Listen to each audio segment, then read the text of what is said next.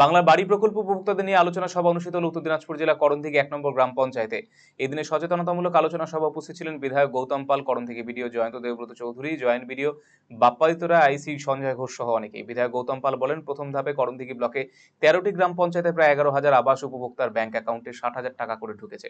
তবে সেই টাকা কিভাবে খরচ করতে হবে এই বিষয়গুলো নিয়ে আলোচনা করা হলো। দিন আমাদের রাজ্যের মাননীয় মুখ্যমন্ত্রী মমতা বন্দ্যোপাধ্যায়ের অনুপ্রেরণায় যে সারা বাংলায় ১২ লক্ষ মানুষকে যে